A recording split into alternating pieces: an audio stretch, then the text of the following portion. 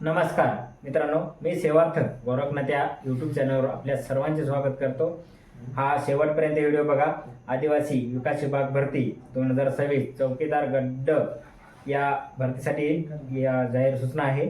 आदिवासी विकास विभाग मार्फत जी 27/4/2026 रोजी जी जाहिरात काढली होती 478 या पदासाठी, हे चौकीदारची जी पदं होती ती 478 पदं होती आणि या चौकीदारची जी परीक्षा होणार होती ती 11 जुलै पासून सुरू होणार होती।